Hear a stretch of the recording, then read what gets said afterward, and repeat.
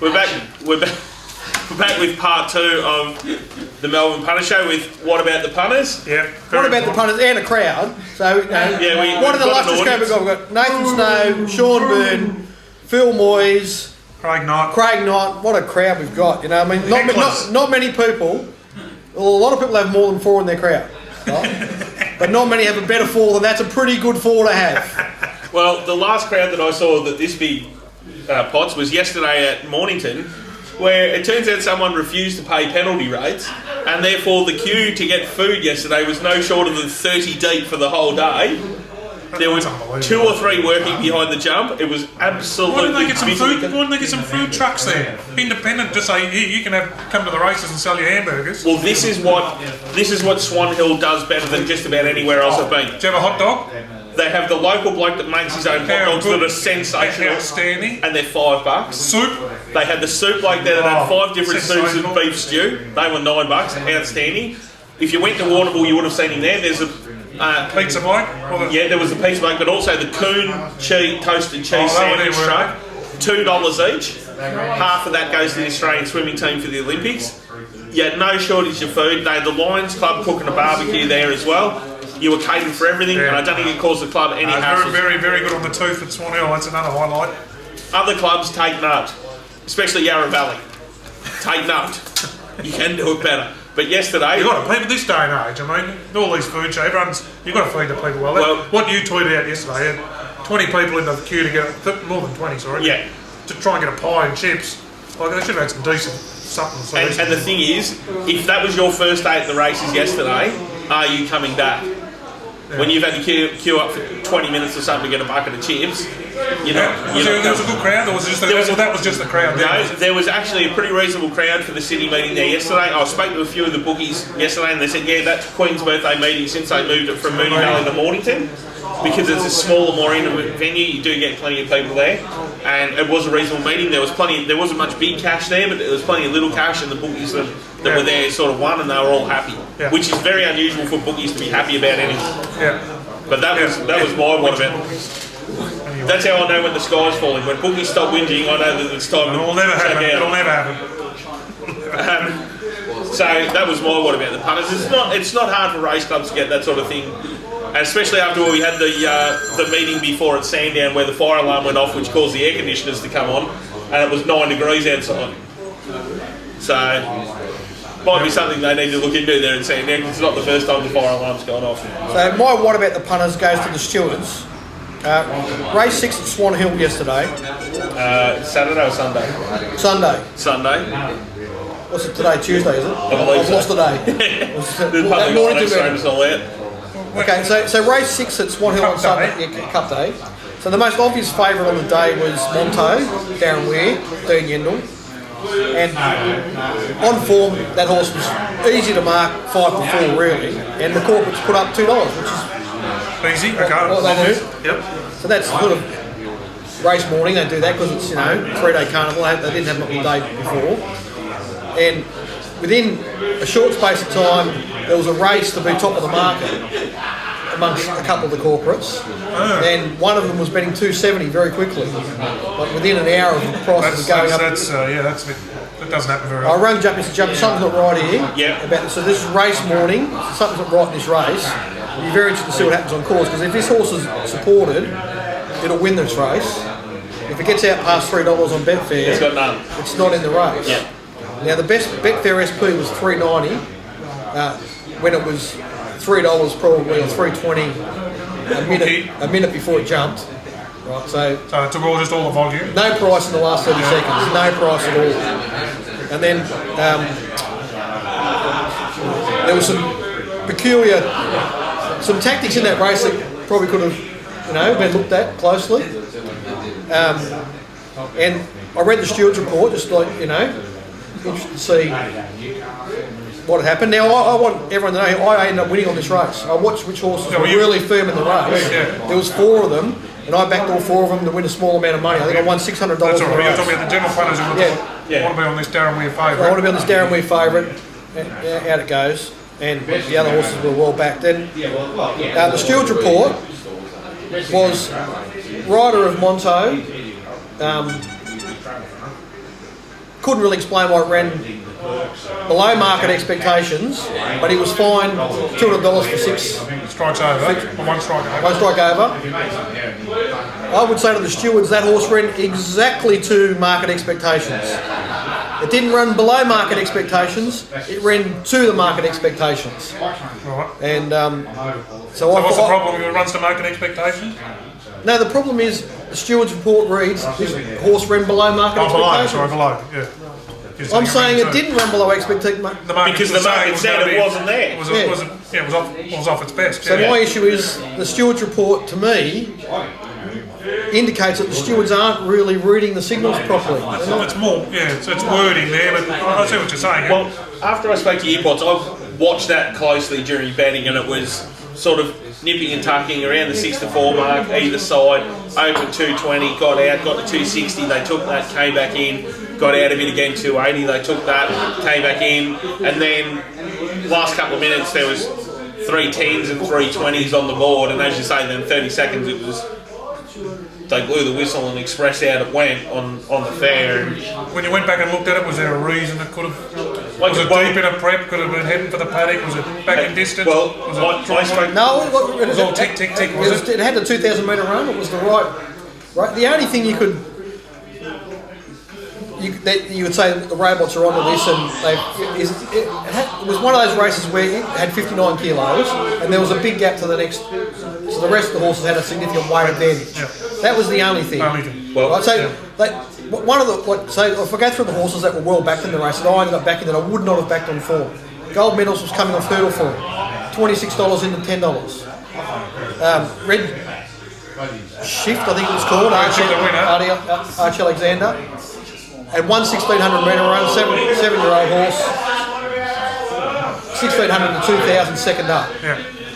Castle Hackett had moderate country form. He'd been winning, and he got every favour in the run, that horse. Like the 100 to 1 shot come back on top of him, and he was able to negotiate around it without too much trouble, and got up inside the leader, things like that. So, so it's very hard. I'll be very interested in Monto's next run, and I'm not. I just think that the disappointing part is that there were market signals there that indicated that those 3 horses plus Northern Junior were going to run well, and they ran the top 4. That the other horses that come around and took Monto's position early in the race all tailed off, and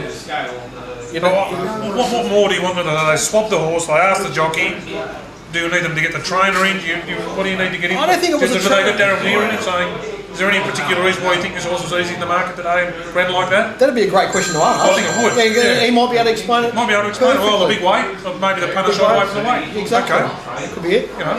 Well, that's why I don't mind that. When Saba's son gets, they say, oh, your horse is what do you think your horse is? It's 2 to 1 favourite. He goes, I'll let the punters decide what price it is. Rather than Wayne Hawke says, it's not a 2 to 1 chance. How would you know, Wayne? You know the form on the race? You a form analyst?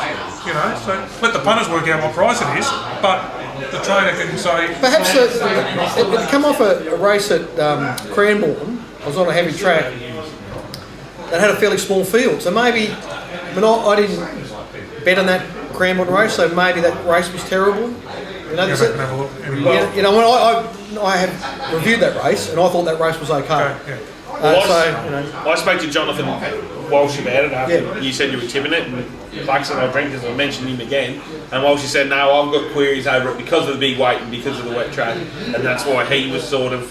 You looked up on his board, and he was keen to sort of take it on. That's fair enough. In my case, as soon as I saw out past $3, I want off this horse and I want on these horses. Maybe getting the trainer in.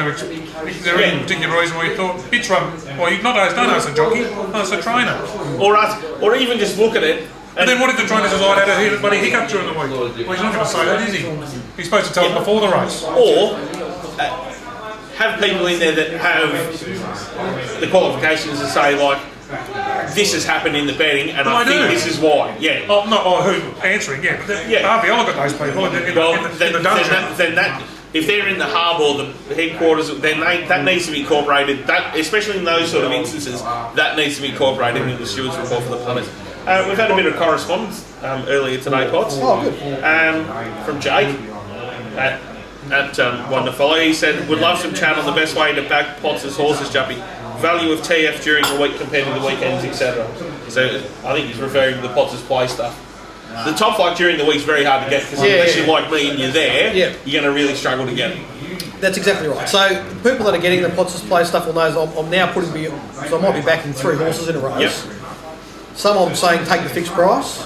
Some I'm saying split your money between the fixed price and best tape. That's all I'm saying. I'm calling it best tape because everyone's got access to that. But if you can get top luck, I would use at least some of that. Like it's hard to get on, particularly the out wide meetings during the week. Not a lot of the corporates offer. Not all the corporates offer. I don't think I can't think of anyone. I think they've all been it, haven't they? Yeah. Well, the only way you can get it is if you're literally there, or you complete mark. Yeah, or you have a relationship with an on-course bloke who you bet with all the time. But so when I'm saying best tape, I'm saying back the horse during betting. I'm saying it's early morning price. He's going to get out. It's likely to get out. Like as I'm saying, it's well enough found. It's well enough found now. So I'm saying plowing now. But I've also been saying for a while the competitiveness of the best tape and SP product, especially during the week, especially if you're not on one of the ones that the robots are going to be on, and it's hard to tell what they're going to be on. But if you miss that, then you can get a bit of a spoil with the price sometimes. Yeah, and that's it. Look, it's fraud. It's a difficult thing. You just got to do your best. Is the best advice because particularly those markets with not a lot of liquidity, they're very fragile and things can change so quickly. So I mean, even last week at Sale, it was a Metro meeting. I myself took some $14 early red banner and ended up paying $17 to tape. It's bet various people's $25. So I mean, for anyone that took $17 or $25, well done to you. You know what I mean? Like it's because it's very hard to. Very hard to predict. Well, there's a product we don't mention that often, and if you are betting in smallish size, the Betfair SP might be a good go for you because you are going to get a bit of a spoil there. And if you're not betting in 50s or 100s or those sort of lots a unit, if you're only a $10 or $20 punter, like you're probably going to get looked after there. And you'll have the money there in your account. Week ahead, boys. We've got. Well, I've got something. What about the punters? Something for the punters. My informed jock for this week was we spoke about before buckets more. Daniel Moore.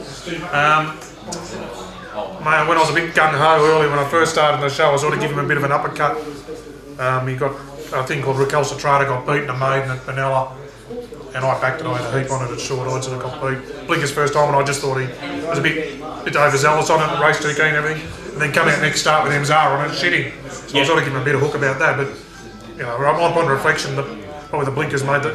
You go back and look and say I was a bit harsh on him because he went to Mauritius and he's come back and he's riding really well. He rode a winner today, Curvature at.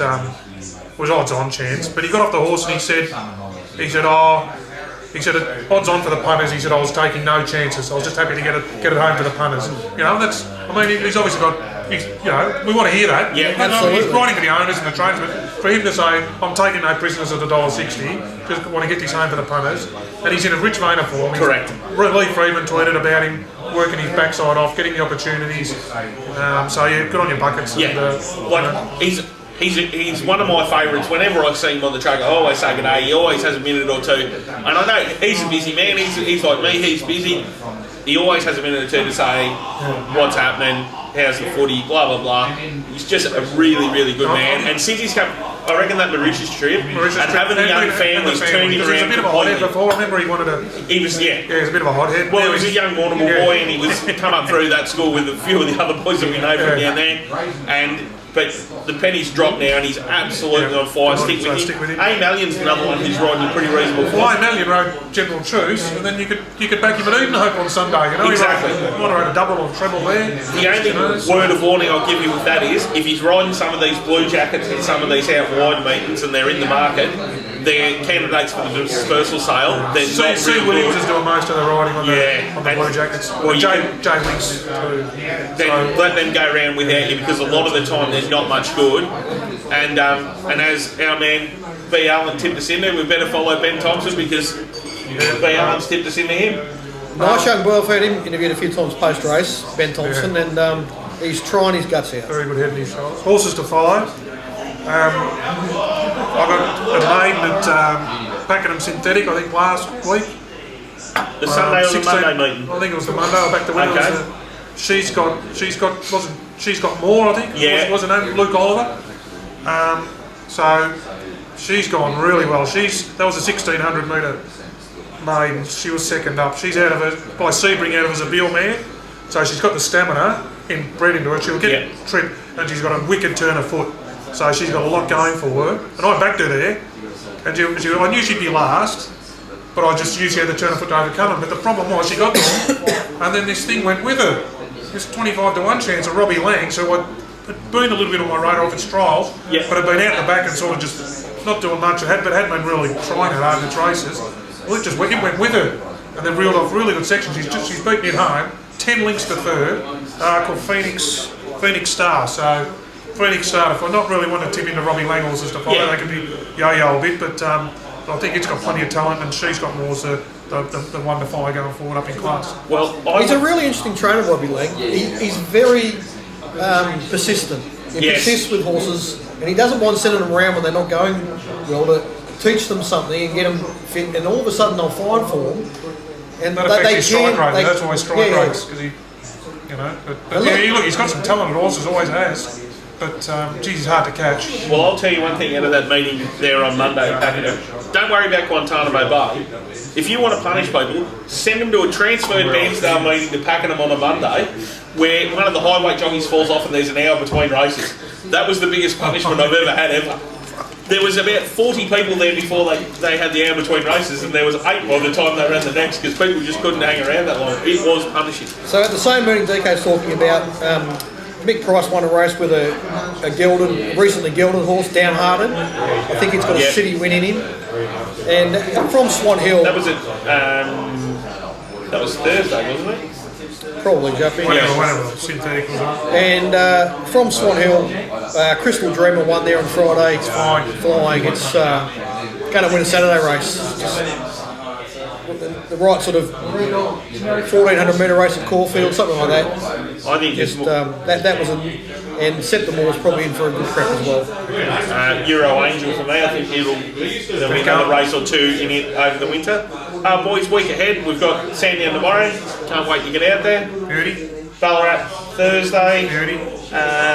Geelong Synthetic on the Friday. Back to Moonee Valley for the first time. We missed that meeting the other week. Hopefully Back the track's in good order. 12 weeks they've had off now, so surely after 12 weeks you'd have to think that'd nearly be ready to go. A bit of sun out. Hamilton and Sale on Sunday. I know we don't take a lot of notice of points, but there was some discussion about the track at Eagle Farm on Saturday.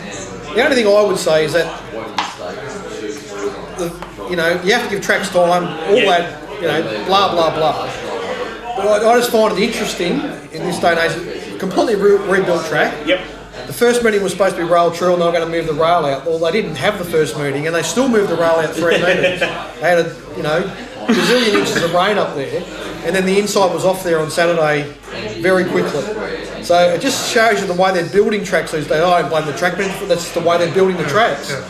They're building them to drain all of the inside, and I would expect that in the coming years that Eagle Farm's going to become a problem for horses on the fence. Well, I'm not saying... It'll be another Randwick. It'll be another Randwick where the inside's just completely no good unless it's absolutely bone dry and they haven't stuck a heap of irrigation on it. Well, I'm not so sure about that, Potts, because I'm not sure if Flemington was a bit that way when they first rebuilt it, but I reckon it will take this track 12 months of racing before we see the real Eagle Farm. A bit like what happened to Flemington. But Flemington hasn't got that. No. But it's still got those 2 lanes up the middle where they have to drag the water cart over. Like, I'm still working on that, Potts, we'll get to it. But you're right, it is something that the punters are going to keep their eye on up there, because they're going to run a million meetings on it between now and then, aren't they? All right. Anyway, good show. Thanks, boys. Make sure you good jump luck, on. punters. Potts is set for tomorrow and Saturday. Jump in the chat room. I'll give out a tip for tomorrow. I think Scarpa Cove in race number 8 tomorrow is a good value bet. It's got gate 2, which could be a problem coming to the last, but that horse is flying, Scarpa Cove. Very good. You know what I like? I like how Potts thinks that this show's probably going to be uploaded by the time Scarpa Cove gets over, because I'm on the pen and ink today, so this might not go up on Tuesday. Anyway, punters, we'll be back next week. Good luck.